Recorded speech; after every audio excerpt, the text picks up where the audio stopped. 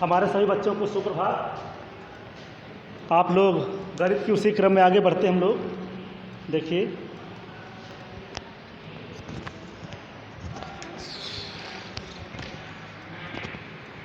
ये तो गांठ पड़ती ही चली जा रही है भाई।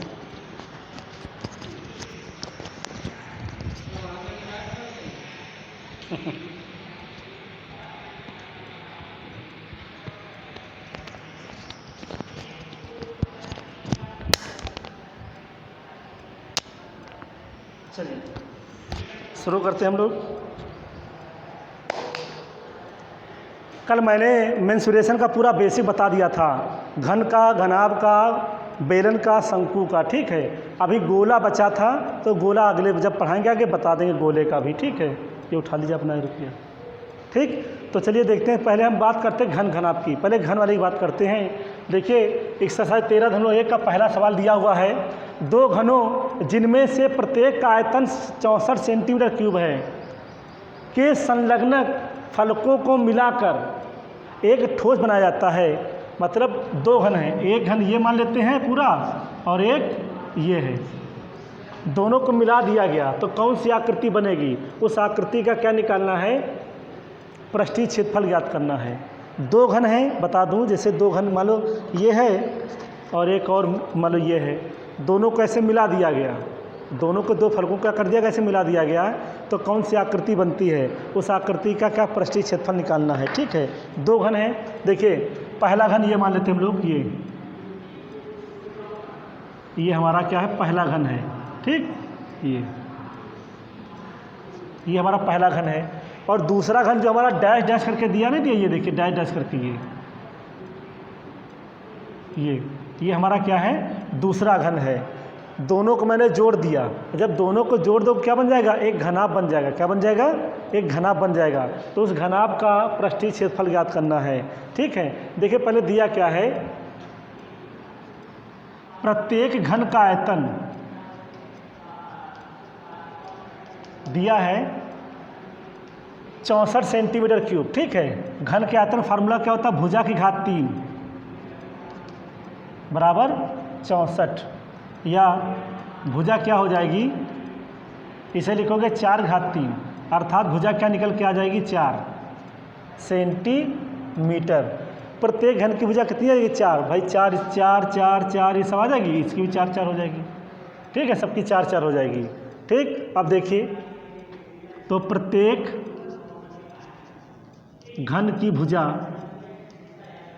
क्या हो जाएगी, 4 सेंटीमीटर हो जाएगी। ठीक है, अब बात करते हैं घनाभ की लंबाई। यहाँ पर लिखेंगे एक लाइन, दोनों घनों को मिलाकर, ठीक है, घनाभ की आकृति बनती है। कैसी बनती है, घनाभ की आकृति बनती है। अब देखिए तो घनाभ की लंबाई क्या हो जाएगी, लंबाई 4 इसकी और 4 इसकी 8 हो जाएगा। 4 सेंटीमीटर पहले का और 4 सेंटीमीटर बाद का कितना हो जाएगा, 8 सेंटीमीटर। अब क्या करेंगे, अब घनाभ की चौड़ाई, घनाभ बेटा चौड़ाई वही रहेगी 4, इधर भी 4 इधर भी, घनाभ की चौड़ाई रहेगी 4 सेंटीमीटर ही रहेगी। अब घनाभ की ऊंचाई, भैया ये ऊंचाई है, ये ऊंचाई है, तो घनाभ की ऊंचाई भी क्या रहेगी, 4 ही रहेगी। घनाभ की ऊंचाई वो भी क्या रहेगी, 4 सेंटीमीटर रहेगी। तो लंबाई चौड़ाई ऊंचाई हमको पता हो गई है। कल मैंने घनाभ का पृष्ठीय क्षेत्रफल ज्ञात करने का सूत्र बताया था। ठीक है, पृष्ठीय क्षेत्रफल कैसे निकाला जाता है, तो देखिए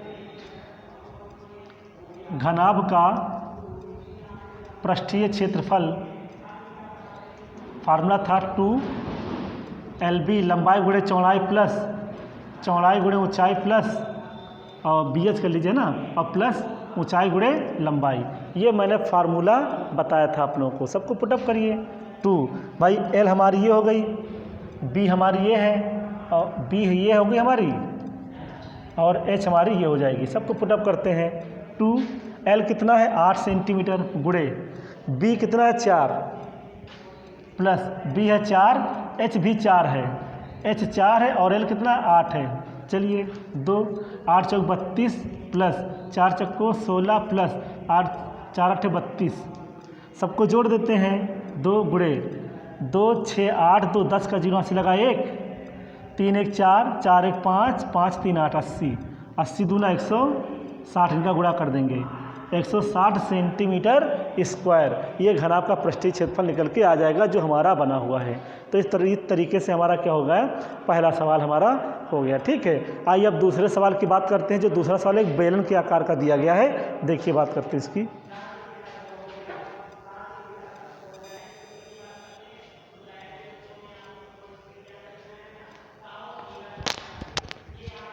अब इसी अभ्यास का दूसरा सवाल हम लोग देखते हैं। इसी अभ्यास का दूसरा सवाल है कोई बर्तन है, क्या है, कोई बर्तन है एक खोखले अर्धगोला, खोखला अर्धगोले के आकार का है, खोखले अर्धगोले के आकार का है जिसके ऊपर एक खोखला बेलन अध्यारोपित है। अर्धगोले का व्यास है 14 सेंटीमीटर, बर्तन की कुल ऊंचाई है 13 सेंटीमीटर। तो इस बर्तन का आंतरिक पृष्ठीय क्षेत्रफल ज्ञात करना है। आंतरिक पृष्ठीय क्षेत्रफल ज्ञात करना, पृष्ठीय क्षेत्रफल वो भी कैसा, आंतरिक ज्ञात करना है। तो देखिए एक बर्तन मैं बना रहा हूँ, खोखला है, अर्धगोले के आकार का है, ठीक है, जिसके ऊपर एक खोखला बेलन है। तो बेटा देखिए एक बर्तन है और नीचे कैसा रहेगा, ये अर्धगोला, क्या रहेगा, अर्धगोले के आकार का है। कैसा है, अर्धगोले के आकार का है। ठीक है, ये नीचे से अर्धगोले के आकार का है, उस ऊपर क्या है, एक बेलन है, अध्यारोपित है, ये बेलन हो गया ऊपर, ऊपर क्या है, एक ये बेलन है। तो इस प्रकार की आकृति है। ठीक है, अच्छा अर्धगोले का व्यास 14 सेंटीमीटर है। बेटे इसका जो व्यास है ना, ये 14 सेंटीमीटर है व्यास, अर्धगोले का व्यास 14 सेंटीमीटर है। तो बेटे जब अर्धगोले का व्यास 14 सेंटीमीटर है तो आपको बेलन का भी व्यास क्या होगा, 14 सेंटीमीटर होगा, जो बेलनाकार भाग है। ठीक है, अच्छा बर्तन की कुल ऊंचाई 13 सेंटीमीटर दी गई है। जो बर्तन की कुल ऊंचाई यहाँ तक है ना, ये 13 सेंटीमीटर बर्तन की कुल ऊंचाई दी गई है। चलिए इसको लिखते हैं कैसे, देखिए बर्तन की कुल ऊंचाई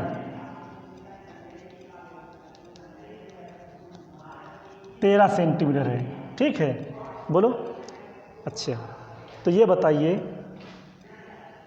ये मिड पॉइंट होगा इसका, ये हो गई त्रिज्या, त्रिज्या कितनी हो जाएगी, आर, ये हो जाएगी 7 7 हो जाएगी, कितनी हो जाएगी, 7 7 सेंटीमीटर हो जाएगी। तो देखिए यहाँ पर लिख लीजिए पहले, अर्धगोले की त्रिज्या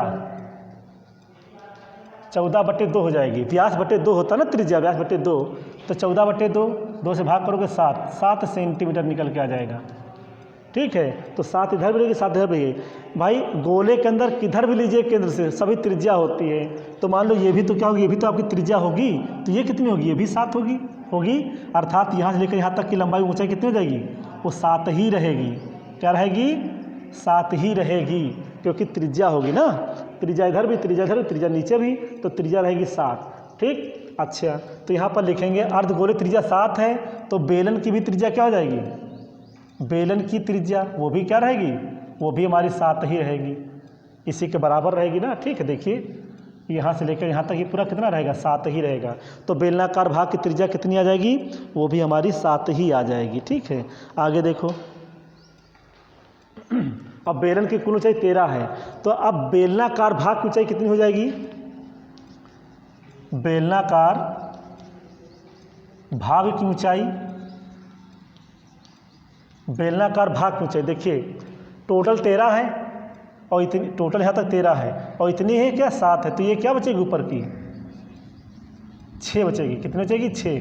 भाई टोटल 13 सेंटीमीटर है, उसमें से नीचे त्रिज्या घटा देते हैं, नीचे त्रिज्या 7, 13 से 7 हटेगा 6 सेंटीमीटर। ठीक है, तो ये बेलनाकार भाग की ऊंचाई भी हो जाएगी 13 सेंटीमीटर। चलिए अब देखते हैं हमको निकालना क्या है, बर्तन का आंतरिक पृष्ठीय क्षेत्रफल ज्ञात करना बेलन का। देखो बेटे क्या करते हैं, अर्धगोले का क्षेत्रफल प्लस बेलनाकार का वक्र पृष्ठ पृष्ठीय क्षेत्रफल, ठीक है, दोनों को जोड़ देते हैं।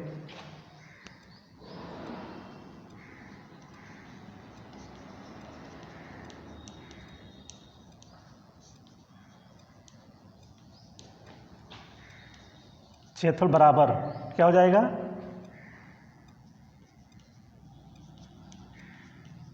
अर्धगोले का पृष्ठीय क्षेत्रफल प्लस बेलन का वक्र पृष्ठ,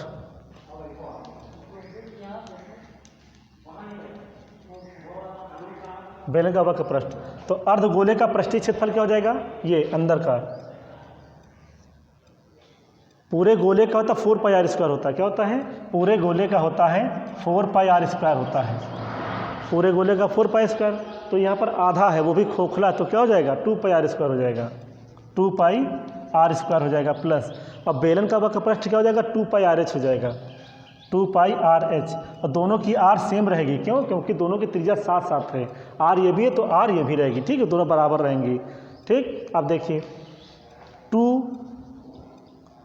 2 पाई आर कॉमन कर लीजिए, बचा कितना, आर प्लस एच बचेगा, ठीक है। अब देखिए 2 गुणे पाई का मान कितना होता है 22/7 और त्रिज्या कितनी 7, पाई का मान क्या होता है बेटे 22/7 होता है, ठीक है। और एक बात बता दूं, गोले का पृष्ठीय क्षेत्रफल बता देता हूं 4 पाई आर स्क्वायर होता है, कितना होता है 4 पाई आर स्क्वायर होता है, ठीक है। तो अर्धगोले का क्या हो जाएगा, अर्धगोले का पृष्ठीय क्षेत्रफल तो उसका आधा 2 पाई आर स्क्वायर हो जाएगा, ठीक है। अगर ठोस अर्धगोला होगा, अगर ठोस देख लीजिए, अगर ये खोखला है, ठीक है, तो क्या होगा 2 पाई आर स्क्वायर होगा, आधा हो जाएगा। अगर ये ठोस होगा तो 2 पाई आर स्क्वायर ये हो जाएगा ठोस के लिए, ठोस के लिए पृष्ठीय क्षेत्रफल ज़रा समझ लीजिएगा। तो 2 पाई आर स्क्वायर तो आपका ये हो गया तो अंदर का ये पूरा, ठीक है। और ऊपर भी तो एक क्या रहेगा, गोल गोल एक क्या रहेगा आपका पृष्ठ, वो भी तो रहेगा क्षेत्रफल, आधार क्षेत्रफल रहेगा वो, तो उसका होता है pi r square plus pi r square और जुड़ जाएगा, तब हो जाएगा 3 पाई आर स्क्वायर। अगर आधा अर्धगोला बात करें, अगर ठोस अर्धगोला है तो 3 पाई आर स्क्वायर हो जाएगा, अगर खोखला है तो 2 पाई आर स्क्वायर रहेगा, ठीक है। चलिए अब देखते हैं, ब्रैकेट में त्रिज्या 7 है प्लस ये एच क्या है, एच है बेलनाकार भाग की ऊंचाई, वो कितने ही 6 है, तो यहाँ 6 डाल दीजिए, ये 7 कट जाएगा, 22 दूना 44 गुणे 7 6 कितना हो जाएगा 13। अब इनका गुणा करते हैं, 44 का 13 में गुणा कर लीजिए ऐसे, 3 चक्को 12 से लगा 1, 3 चक्को 12 13, 1 चक्को 4 चक्को 4, 2 4 3 7 4 1 5, 572 सेंटीमीटर स्क्वायर होता है, 572 सेंटीमीटर स्क्वायर क्या निकल के आएगा, बर्तन का आंतरिक पृष्ठीय क्षेत्रफल निकल के आ जाएगा, ठीक है। अर्धगोले का भाई एक अगर पूरा गोला है, ये गोला ऐसे बनाया जाता है, ये पूरा क्या गोला है, ये पूरा क्या है एक गोला है, ठीक है। और गोले का पृष्ठीय क्षेत्रफल 4 पाई आर स्क्वायर, अर्ध पृष्ठीय क्षेत्रफल अगर बात करें 4 पाई आर स्क्वायर होता है, अगर अर्धगोले का पृष्ठीय क्षेत्रफल करें तो उसका आधा हो जाएगा, अगर आधा ठोस के लिए बात करें तो 3 पाई आर स्क्वायर हो जाएगा, ठीक है। अगर गोले का आयतन, गोले के आयतन बात करते हैं तो 4/3 पाई आर क्यूब होता है, देख लीजिए। अगर गोले के आयतन की बात करेंगे 4/3, अगर अर्धगोले की बात करते हैं, अर्धगोले का अगर आयतन है तो उसका आधा हो जाएगा 2/3 पाई आर क्यूब हो जाएगा, ठीक है। इतना याद रखना। तो आज क्या समाप्त करते हैं, अब इसके आगे आप लोग पूरा अभ्यास लगाइएगा और जो नहीं होगा बताइएगा, मैं कर बताऊंगा, ठीक है। धन्यवाद।